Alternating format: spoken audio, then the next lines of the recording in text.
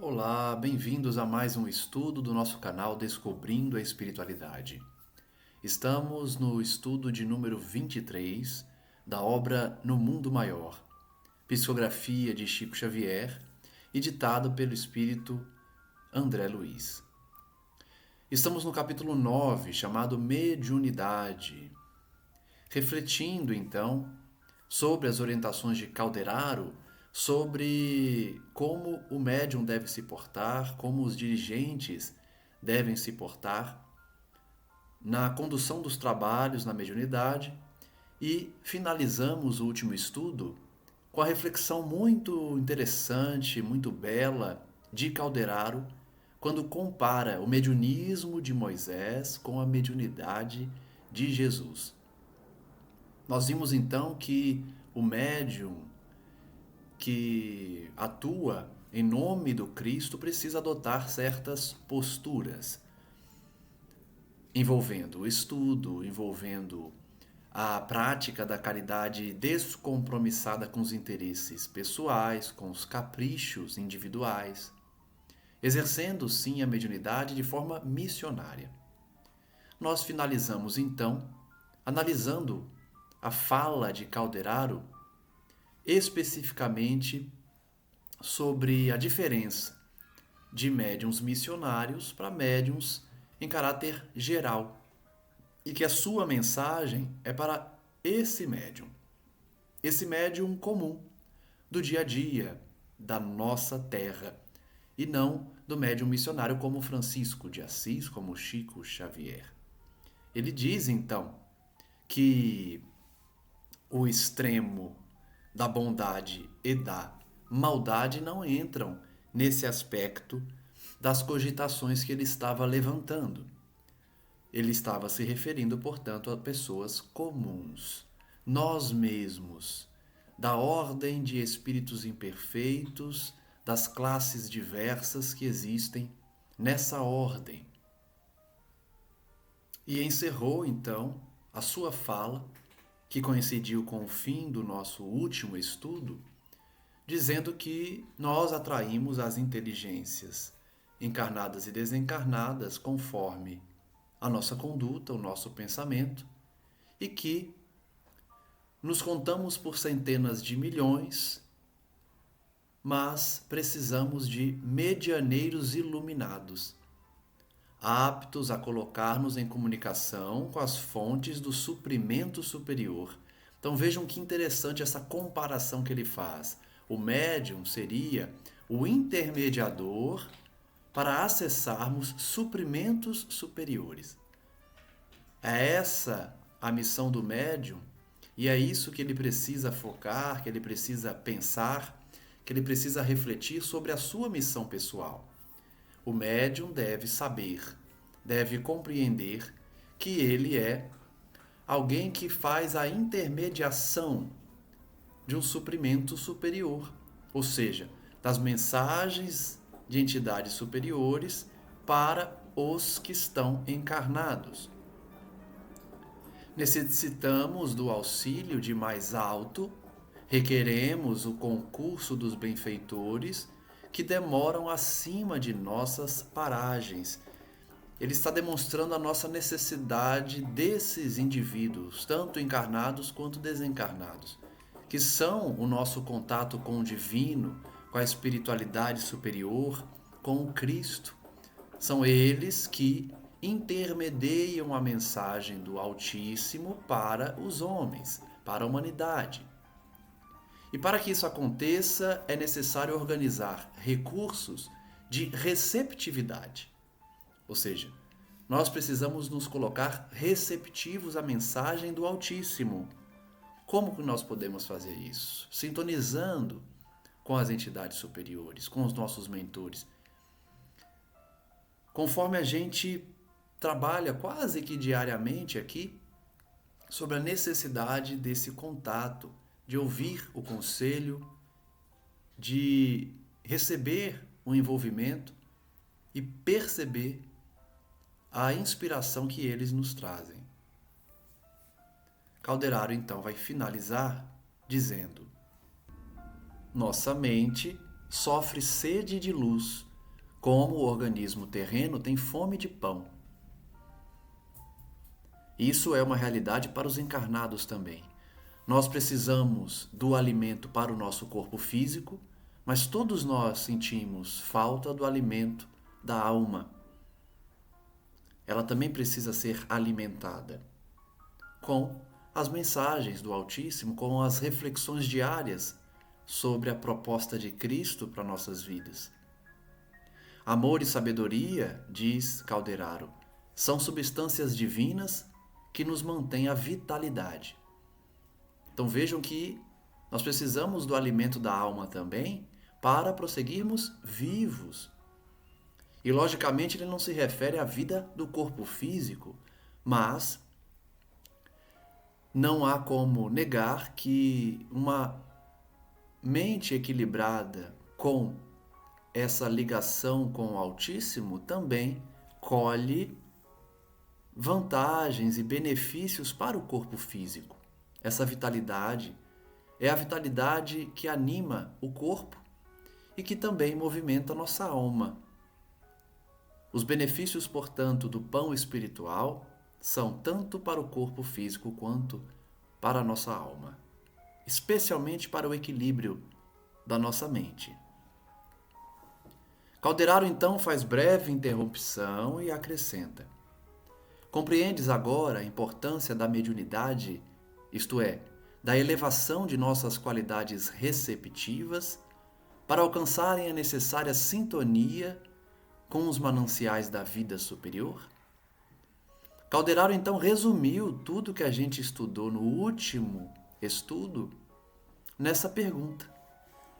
Ele pergunta a André Luiz: percebeu a importância da mediunidade? E aí ele vai dizer que a mediunidade não é simplesmente o contato com a espiritualidade na reunião mediúnica. Mediunidade, para Calderaro aqui, é toda vez que elevamos as nossas qualidades receptivas para escutarmos a mensagem do Altíssimo, sintonizando com Ele. E com eles também da espiritualidade superior. Muito interessante ele então afirmar que mediunidade é elevar a recepção da mensagem do Altíssimo. Todos nós, portanto, podemos exercer mediunidade, ampliando a maneira de recebermos as inspirações, a intuição. André Luiz responde: sim, entender-lhe as observações, ponderando-lhes a magnitude. Não é serviço que possamos organizar da periferia para o centro, prosseguiu Calderaro, e sim do interior para o exterior. E é por isso que muitas pessoas que afirmam não enxergar as mudanças no mundo, porque veem tanta maldade, precisam compreender que a mudança é de dentro para fora, não de fora para dentro. Nós precisamos mudar, através da reforma íntima, as nossas condutas, as nossas viciações, tudo que trazemos de outras existências, como instintos ainda carregados, como tendências, educando a nossa alma, para depois educar a família e consequentemente, a sociedade em geral. A mudança não vai acontecer da sociedade depois para a família, mas o oposto. O homem encarnado, quase sempre empolgado pelo sono da ilusão, poderá começar pelo fenômeno. A maneira, porém, que desperte as energias mais profundas da consciência, sentirá a necessidade do reajustamento e regressará à causa, de modo a aperfeiçoar os efeitos. Por isso que ele diz que, se a mudança é de dentro para fora, a gente pode começar com os fenômenos, mas depois a gente vai sentir a necessidade de reparar o mal, de regressar às causas que estão no espírito. O fenômeno é uma manifestação do espírito.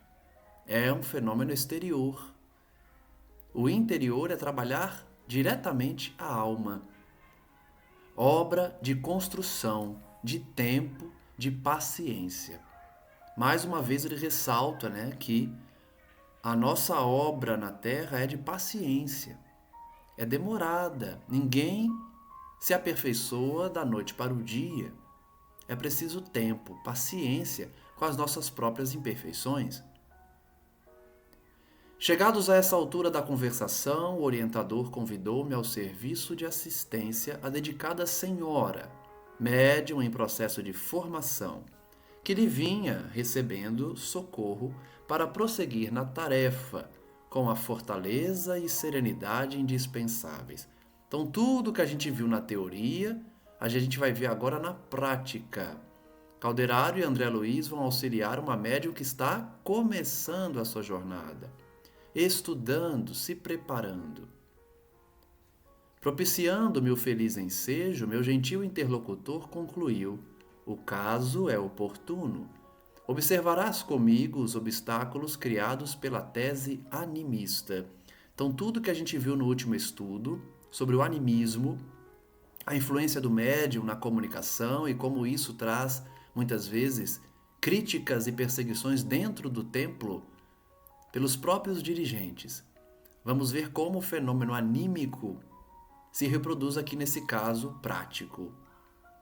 Marcava o relógio precisamente 20 horas, quando penetramos confortável recinto. Várias entidades de nosso plano ali se moviam, ao lado de 11 companheiros reunidos em sessão íntima, consagrada ao serviço da oração e do desenvolvimento psíquico. Então eles estão nada mais, nada menos do que numa reunião mediúnica. 11 pessoas estavam ali sentadas, orando, com o objetivo de desenvolver o psiquismo de cada um, a mediunidade, o contato com a espiritualidade. Logo à entrada, recebeu-nos atencioso colega, a quem fui apresentado com sincera satisfação. Recebi dele, de início, informações condensadas que anotei contente. Fora igualmente médico, deixara a experiência física antes de concretizar velhos planos de assistência fraternal aos seus inumeráveis doentes pobres. Então veja a diferença de André Luiz para esse outro médico, Ele é coordenador de uma equipe, porque foi médico na Terra, mas não deu tempo dele concretizar serviços de assistência aos mais pobres. Ele acabou desencarnando. Guardava o júbilo de uma consciência tranquila, zelara o bem geral quanto lhe fora possível. Contudo, entrevendo a probabilidade de algo fazer além túmulo, recebera permissão para cooperar naquele reduzido grupo de amigos, com o objetivo de efetuar certo plano de socorro aos enfermos desamparados. Olha que interessante, então, a história da entidade que atua junto a esse grupo mediúnico. Foi médico na Terra, um homem bom, uma pessoa boa, e ao desencarnar, queria continuar trabalhando em favor dos menos favorecidos. Foi então autorizado que ele coordenasse aquele grupo de médiuns para poder socorrer os doentes desamparados. O intercâmbio com os desencarnados não poderia transformar os homens em anjos de um dia para outro. Acabamos de falar, Mediunidade não transforma ninguém da noite para o dia, mas poderia ajudá-los a ser criaturas melhores. É essa a proposta do Espiritismo. Reconhece-se o verdadeiro espírita por combater as suas más tendências, por esforçar-se em reformar-se intimamente, o esforço que faz para domar essas tendências. Já nos ensinou Kardec. Impossível seria instalar o paraíso na crosta do mundo em algumas semanas. Entretanto, era lícito cooperar no aprimoramento da sociedade terrestre, incentivando-se a prática do bem e a devoção à fraternidade. Então essa é a mesma realidade que enxergamos hoje. Não podemos mudar o mundo em algumas semanas instalando o reino de Deus na terra, mas podemos incentivar a prática do bem, a devoção à fraternidade, enxergando todos como irmãos, ajudando como podemos, doando um pouco de nós para aqueles que nada têm ou que pouco têm, tanto em caráter material, mas especialmente em caráter espiritual, em bagagem moral, doando também tempo, carinho, atenção, diálogo, amizade. Para esse fim, ali permanecia interessado em contribuir na proteção aos doentes menos aquinhoados. Portanto, aquele espírito que André Luiz conheceu estava vinculado ao grupo para poder servir.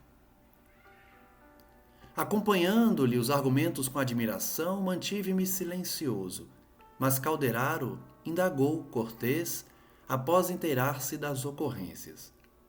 E como vai no desenvolvimento de seus elevados propósitos? Como ele estava então nessa missão de socorrer os doentes, vinculando-se a um grupo de médiuns? Ele responde: dificilmente os recursos de comunicação ao meu alcance ainda não são de molde a inspirar confiança à maioria dos companheiros encarnados. Então, na verdade, ele afirma, dificilmente. Está sendo difícil exercer a missão que ele se propôs. E por quê? Porque os seus recursos de comunicação não está inspirando confiança na maioria dos encarnados. O que é que provavelmente está acontecendo? Ele está se comunicando no grupo e os dirigentes, as outras pessoas, os outros médiuns não estão acreditando na mensagem. Estão duvidando dos médiuns. Estão dizendo que é animismo. Então o espírito comunicante está com dificuldade, porque a sua fala não está inspirando confiança. As pessoas estão duvidando da mensagem, duvidando do médium. A bem dizer, não me interessa comparecer aqui de nome aureolado por terminologia clássica e nem me abalançaria a oferecer teses novas, concorrendo com o mundo médico. Ele está dizendo, eu não quero me apresentar com um nome conhecido, com um nome famoso, e nem quero apresentar teses novas para combater a ciência médica. Guia-me agora tão somente o sadio desejo de praticar o bem. Entretanto, então vejam que esse espírito que está coordenando o grupo mediúnico está com dificuldade, porque os dirigentes estão pedindo mensagens com conhecimento profundo na medicina, com nomes conhecidos na Terra. E ele só quer fazer o bem, ele não quer se destacar, ele não quer apresentar tese médica nenhuma. Por isso a dificuldade.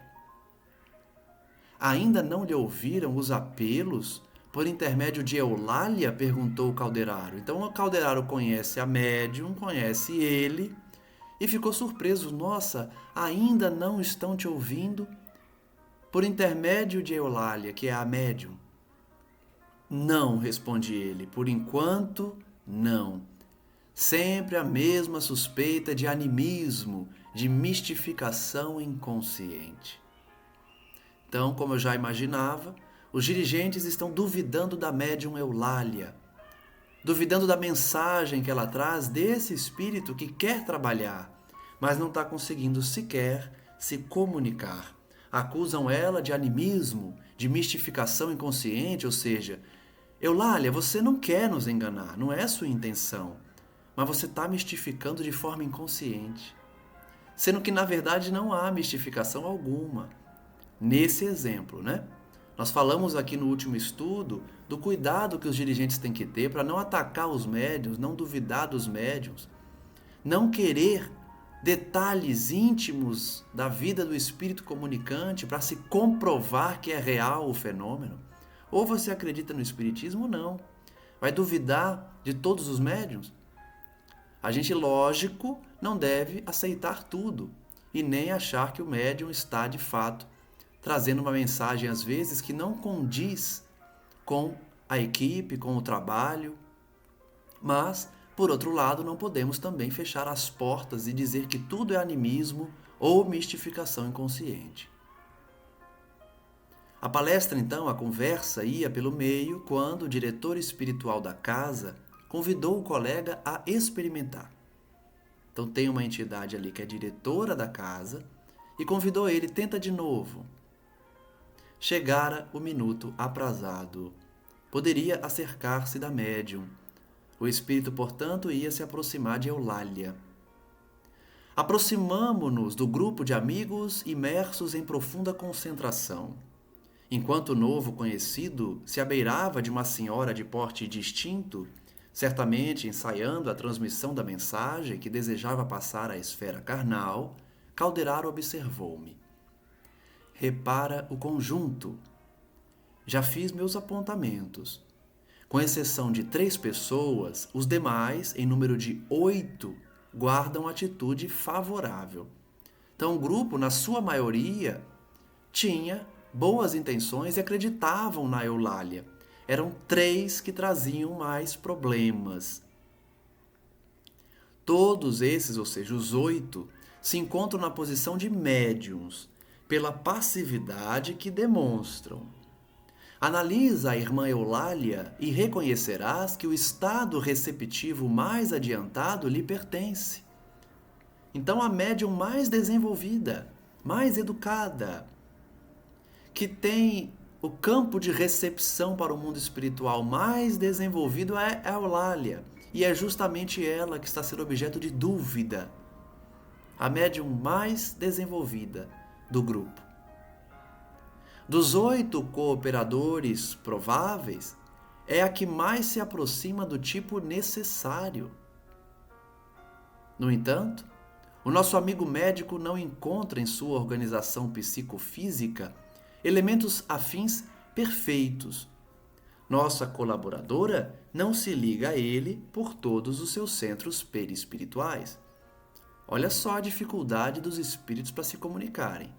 A melhor médium do grupo, Eulália, não se liga de forma total ao espírito comunicante. Não é capaz de elevar-se à mesma frequência de vibração em que se acha o comunicante. A melhor médium deles não chega no nível do médico que quer trabalhar no mundo espiritual, que está ali presente e acabou de conhecer André Luiz. Não possui suficiente espaço interior, entre aspas, para comungar-lhe as ideias e conhecimentos. Então falta a ela tanto conhecimento, vocabulário, de conhecimento científico, quanto o espaço interior, ou seja, aquela conexão ideal para ele falar por ela. Não lhe absorve o entusiasmo total pela ciência, por ainda não trazer de outras existências, nem haver construído na experiência atual as necessárias teclas evolucionárias que só o trabalho sentido e vivido lhe pode conferir. Aqui a gente tem uma lição valiosa sobre mediunidade. O médium precisa ter conhecimentos mínimos sobre a área que o espírito comunicante vai falar. O espírito se utiliza do conhecimento, da bagagem do médium. Ela, por exemplo, a Eulália, não tinha conhecimento científico, não tinha conhecimento médico, nem de outras experiências, nem desta atual, que ela está encarnada. Experiências que só o trabalho poderia conferir a ela, só as experiências, para que fosse possível o espírito utilizar-se do conhecimento dela e falar sobre a ciência médica. No entanto, Eulália manifesta um grande poder, o da boa vontade criadora. Nós já falamos disso aqui em outros trechos, em outros estudos. A boa vontade é o que a espiritualidade exige de nós. Boa vontade criadora, boa vontade daquele que estuda, que busca, que está ali de coração e não por um interesse pessoal. Apesar de Eulália não ter o conhecimento científico, Apesar dela não trazer experiências médicas, ela tem boa vontade, sem a qual é impossível o início da ascensão às zonas mais altas da vida. Olha essa informação, hein? A gente não poderá acessar as zonas mais altas sem boa vontade criadora, que nas palavras de Calderaro é um grande poder. É a porta mais importante pela qual se entenderá com o médico desencarnado. Eu falei isso aqui, gravei até eu acho que um shorts no canal, que fala que a espiritualidade quer apenas boa vontade de nós. Eles utilizam-se da boa vontade para ampliar nossas capacidades, nosso conhecimento também. Porque pela boa vontade você se conecta com o espírito e ele sente essa simpatia por você permitir de boa vontade que ele fale, que se utilize da ferramenta humana a fim de trabalhar no bem. A boa vontade, portanto, é essencial. O médico desencarnado a seu turno, para realizar o nobre desejo que o anima, vê-se compelido, em face das circunstâncias, a pôr de lado a nomenclatura oficial, a técnica científica, o patrimônio de palavras que lhe é peculiar, as definições novas, a ficha de renome que lhe coroa a memória nos círculos dos conhecidos e dos clientes. Então aqui está a explicação do porquê o espírito desencarnado, nesse exemplo da obra, não estava dando nome científico, nome técnico, nomenclatura oficial médica. Não estava compartilhando da sua memória quando estava na Terra. Porque o instrumento que ele está se utilizando não tem a bagagem do conhecimento médico, não tem a nomenclatura oficial no seu próprio vocabulário. Então, a médium não vai poder servir de instrumento para falar de maneira científica aprofundada. O médico comunicante, o espírito comunicante, precisa colocar de lado a nomenclatura e usar expressões mais conhecidas, comuns, que não são do meio médico. E justamente por esse motivo que o grupo deve estar desconfiando dela, por ela não trazer nomes ou nomenclaturas oficiais da medicina. Calderaro explica que o espírito do médico poderá identificar-se com Eulália para a mensagem precisa, usando também a seu turno a boa vontade. Então o espírito vai utilizar a boa vontade dela e vai conseguir passar a mensagem. E adotando esta forma de comunicação, valer-se-á acima de tudo da comunhão mental, reduzindo ao mínimo a influência sobre os centros neuropsíquicos. Então, além da boa vontade da médium, ele vai entrar em comunhão mental com ela, influenciando o mínimo possível nos centros neuropsíquicos. E aí ele explica, é que, em matéria de mediunismo, há tipos idênticos de faculdades, mas enorme desigualdade nos graus de capacidade receptiva, os quais variam infinitamente como as pessoas. E é um pensamento muito lógico isso. As pessoas são diferentes, logo, as suas capacidades de receber a mensagem também são diferentes. Não é assim que acontece no mundo? Vamos dizer que tem 5 estudantes da língua inglesa. Se os 5 atuarem como tradutores, eles vão traduzir cada um ao seu jeito. Podem passar a mesma mensagem, mas cada um vai ter o seu jeito de passar. Muitas vezes traduzem de maneira diferente, porque ficam em dúvida ou têm um conhecimento mais aprofundado sobre certa expressão. Então, é natural que isso ocorra. Os tipos de mediunidade variam, mas a capacidade de receber a mensagem é muito variável, é muito diferente a depender das pessoas. O instrutor então silenciou por alguns momentos e prosseguiu. Não nos esqueçamos de que formamos agora uma equipe de trabalhadores em ação experimental. Nem o provável comunicante chegou a concretizar as bases do seu projeto, nem a médium conseguiu ainda suficiente clareza e permeabilidade para cooperar com ele. Então eles estão ali observando, porque aquele trabalho ainda não começou. Eles estão engatinhando, tentando a conexão da médium com o espírito. Num terreno de atividades definidas deste particular, poderíamos agir à vontade. Aqui não. Nosso procedimento deve ser de neutralidade mental, não de interferência. Então veja o alerta de Calderaro para André Luiz. Olha, André, esse trabalho aqui não é um trabalho que já está redondo, né? Não é um trabalho que já está definido. As suas atividades ainda estão sendo definidas pelo grupo, porque está havendo essa dificuldade da médium.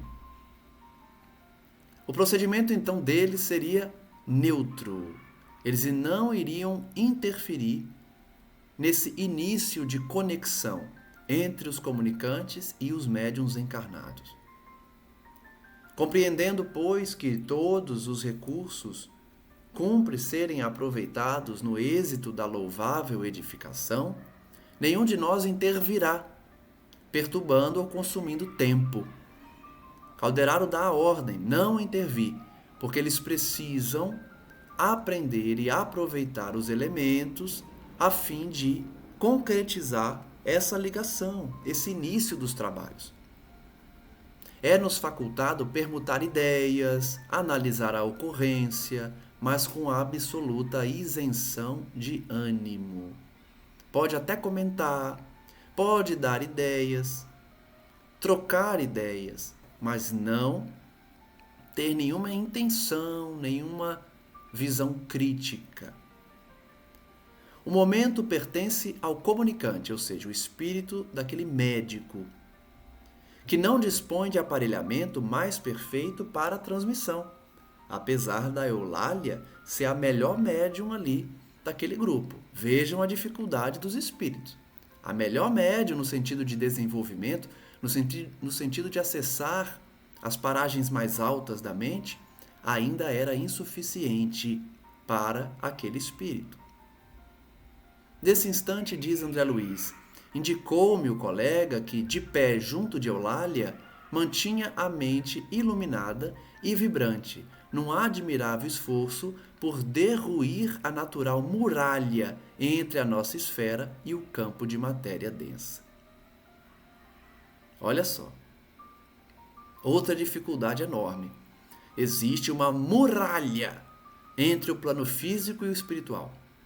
É por isso que as lições de Kardec e de tantos outros médiuns sobre a dificuldade dos espíritos em se comunicar com a gente. São vários obstáculos físicos e mentais para que a comunicação mediúnica ocorra.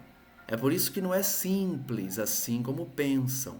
É só chamar que vem? Não, não é assim.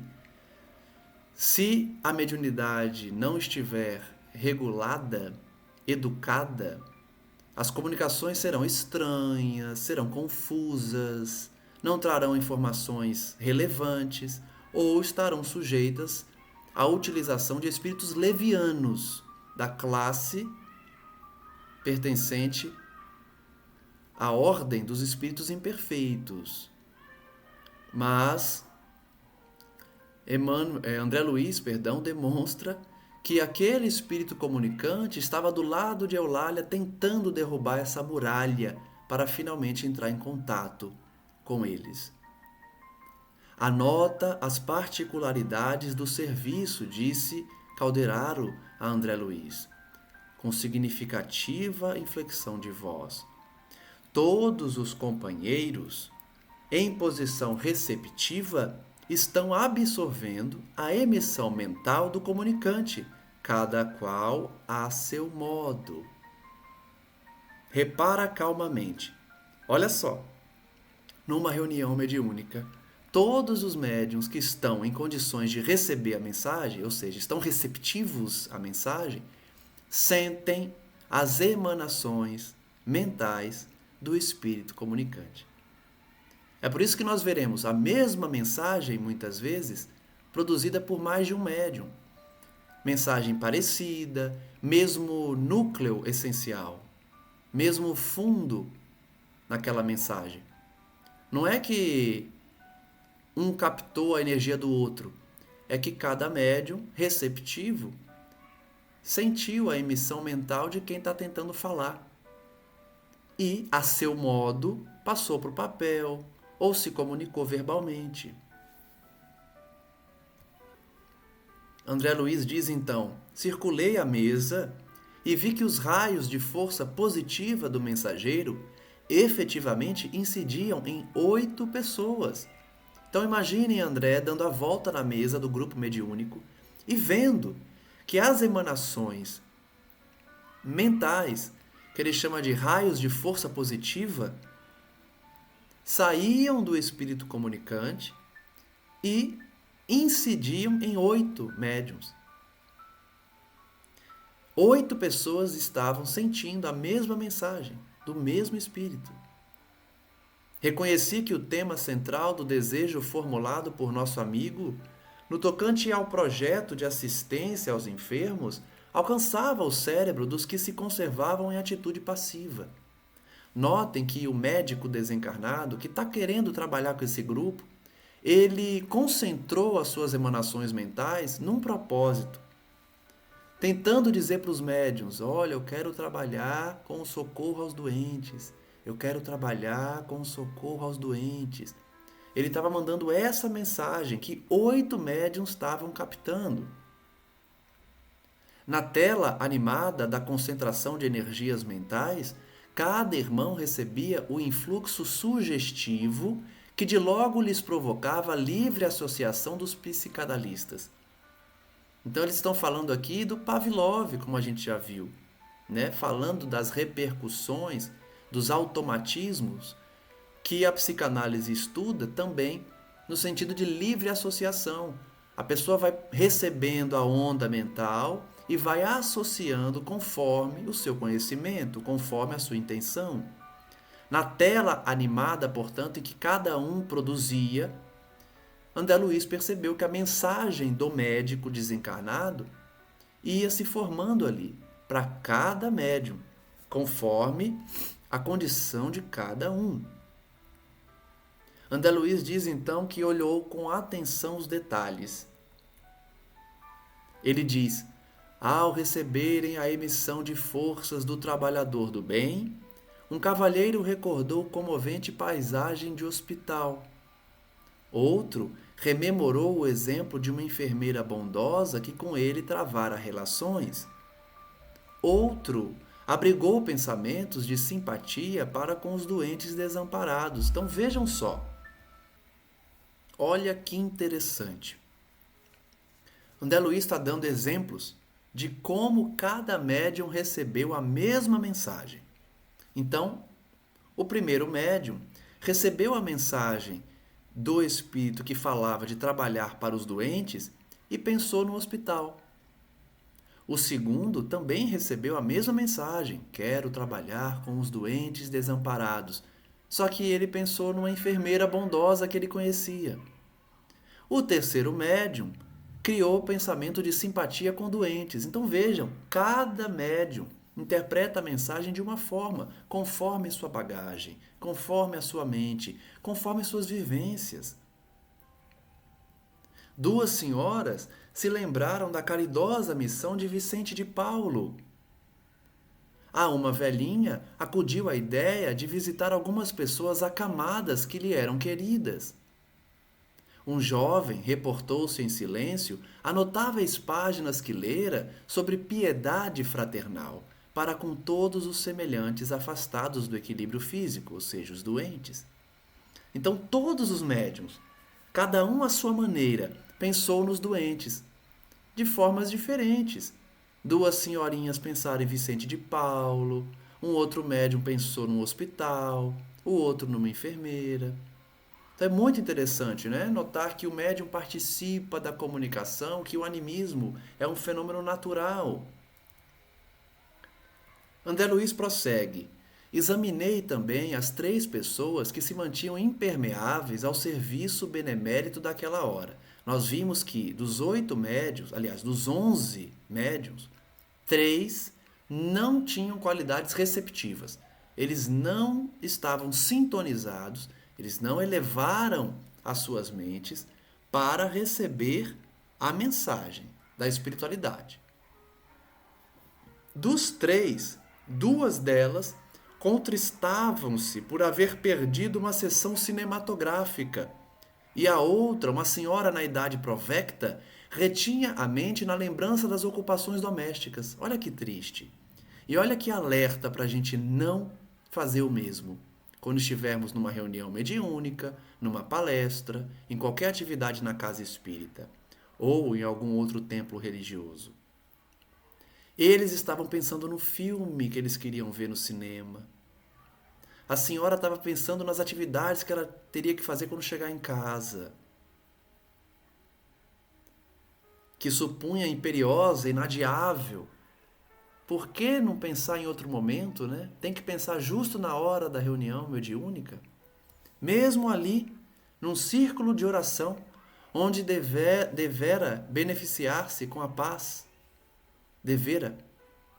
Então, ao invés de se beneficiar com a paz, com a oração, com o exercício da mediunidade, estavam preocupados com o filme que estava passando no cinema e a senhorinha preocupada com os afazeres de casa.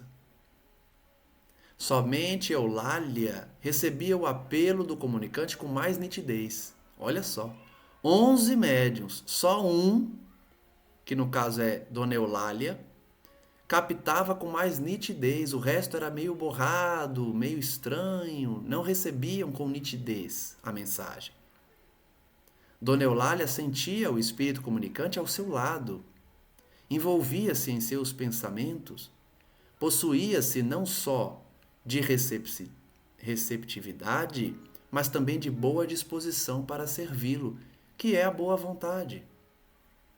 Boa vontade é receptividade, boa disposição para servir.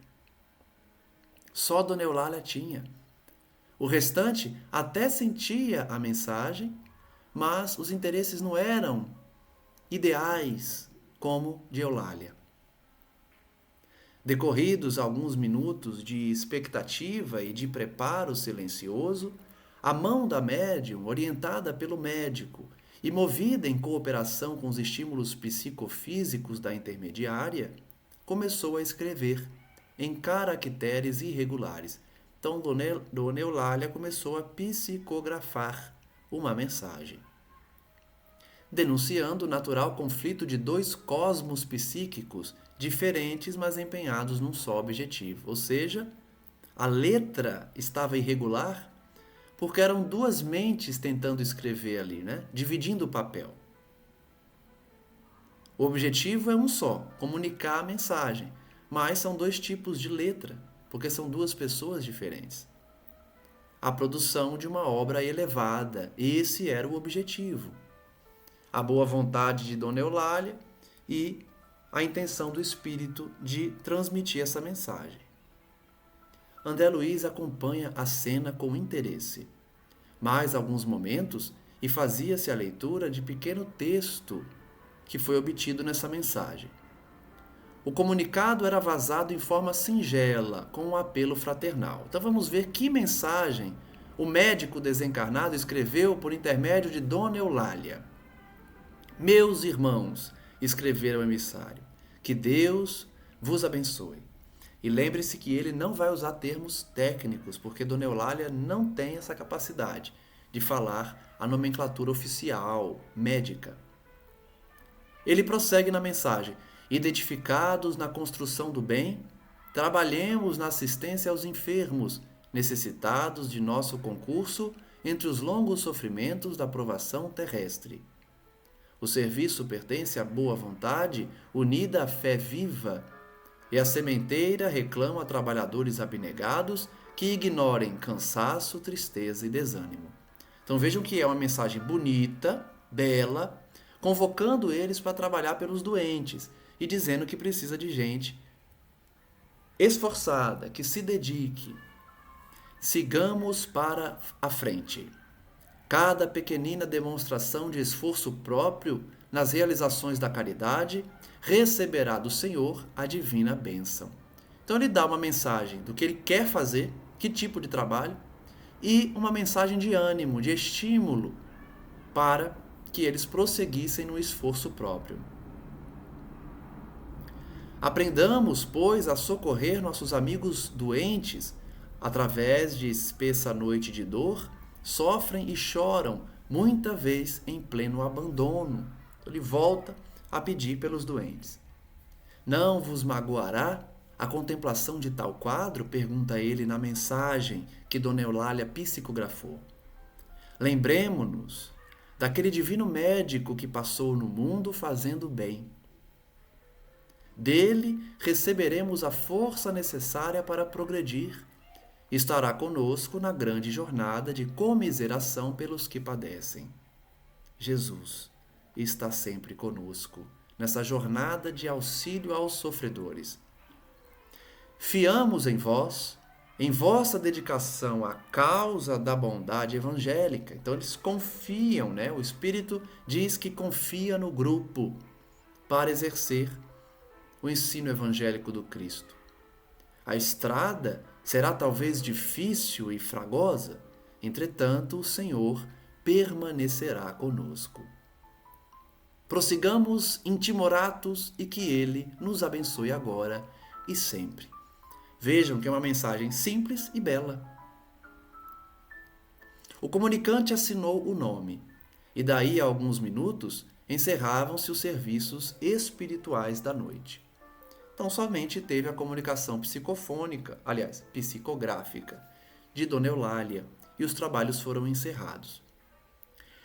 O presidente da sessão, seguido pelos demais companheiros, iniciou o estudo e debate da mensagem. Kardec orienta, né? Todo final de reunião mediúnica fazer uma análise das mensagens. Concordou-se em que era edificante na essência, mas não apresentava índices concludentes da identificação individual. Então, primeiro apontamento que o grupo fez, olha, a mensagem é bonita, mas ela não tem elementos que identifiquem que esse espírito que assinou realmente é quem ele está dizendo ser. Não procedia, possivelmente, do conhecido profissional que a subscrevera. Então, duvidaram do nome do médico. Faltavam-lhe os característicos especiais, pois um médico usaria a nomenclatura adequada e se afastaria da craveira comum. Então vejam que os apontamentos são apontamentos complicados. Por quê? Porque você, falando essas coisas, acaba colocando em dúvida o fenômeno mediúnico com a médium presente ali. Então, por mais que a gente tenha, sim, que avaliar e analisar as mensagens, o grupo simplesmente está concluindo que não era o médico que diz ser quem é. Não é aquele médico conhecido que assinou essa mensagem. Não está usando a nomenclatura, falou de uma forma que ele não falava. Então duvidaram da mensagem, apesar de reconhecerem que era uma mensagem edificante. E a tese animista apareceu como tábua de salvação para todos. Então eles concluíram, olha, não era o médico. Então, Dona Eulália praticou um fenômeno anímico. Transferiu-se a conversação para complicadas referências ao mundo europeu. Falou-se extensamente de Richer, do metapsiquismo internacional, Pierre Janet, Charcot. Então vejam que são todos pensadores, estudiosos, por exemplo, o Charles Richer, médico, fisiologista, metapsiquista, aviador e escritor. Todos com as teorias conhecidas do animismo, do psiquismo, em que o médium acaba realizando, por esforço individual, a comunicação. Pierre Janet, psicólogo e neurologista francês. Charcot, também muito famoso. Desrochers, que era engenheiro militar, historiador e pesquisador de fenômenos psíquicos. E Aksakov, que também era estudioso, filósofo, diplomata russo, notabilizou-se na investigação e análise dos fenômenos espíritas, autor da obra Animismo e Espiritismo. A cada passo eram trazidos à baila esses autores. Então, depois de condenar a mensagem de Dona Eulália como sendo produto de animismo, eles entraram num debate intelectual, citando esses trabalhadores, esses estudiosos do fenômeno anímico. O comunicante em nosso plano de ação dirigiu-se desapontado ao meu orientador Calderaro e comentou: ora essa, jamais desejei despertar semelhante polêmica doméstica. Pretendemos algo diferente. Bastar-nos-ia um pouco de amor pelos enfermos, nada mais. Então, tadinho, né? Ele preparou aquela mensagem com muito carinho, se conectou a Dona Eulália, transmitiu a mensagem que ele queria e simplesmente os dirigentes falaram: não, é tudo animismo, tudo criação de Dona Eulália, nossa médium querida, mas que está num processo aí de animismo. Mal sabem eles que ela é a mais desenvolvida do grupo e que o espírito que quer trabalhar socorrendo enfermos passou a mensagem legítima. Era de fato o grande médico que assinou a mensagem, mas não foi reconhecido e por isso estava desapontado. Calderaro sorriu sem dizer palavra e, evidenciando preocupação e objetivo mais importante, acercou-se de Eulália entristecida. A médium ouvia as definições preciosas com irrefreável amargura. E é lógico, né? A gente consegue entender, como eu venho falando aqui, nesse finalzinho de estudo, que isso humilha o médium. Isso traz frustração, amargura, desânimo. Por quê? Eles simplesmente concluíram, após uma análise bem rápida, que ela estava transmitindo coisas dela de forma inconsciente, mas que não havia espírito algum. Imagine para o médium ouvir isso, sendo que ele sentiu uma energia diferente, sentiu uma pessoa diferente falando com ela, às vezes viu o espírito, mas o dirigente vem, não, fenômeno puramente anímico. Você não deu informação técnica, você não usou nomenclatura oficial médica, você colocou um nome aí sem identificação dele, com detalhes da vida dele. Então, não foi esse espírito que escreveu. É complicado para o médium, como a gente vem trabalhando aqui. Nós estamos tendo várias lições para que os dirigentes não se preocupem tanto com a forma, e sim com a essência. Por que não pegar essa mensagem e valorizar? Olha que mensagem bonita, nos incitando à prática da caridade para com os doentes. E depois perguntar para cada um dos médiuns o que sentiram. Eles iriam dizer: eu senti uma energia voltada para doente, eu vi um hospital, eu vi o trabalho de Vicente de Paula, aquelas duas senhorinhas, eu vi a figura de uma enfermeira. Então, somando a mensagem com o que cada médium viu, claramente se concluiria: não, o espírito realmente é ele, de médico. E se tivessem estudado com mais afinco, saberiam também que a mensagem escrita pela médium não vai ter a nomenclatura médica oficial, por falta de conhecimento da médium. Isso não descarta a mensagem. Então que fique a lição do estudo de hoje, para a gente ter um olhar mais cuidadoso nas comunicações mediúnicas, especialmente os dirigentes, né?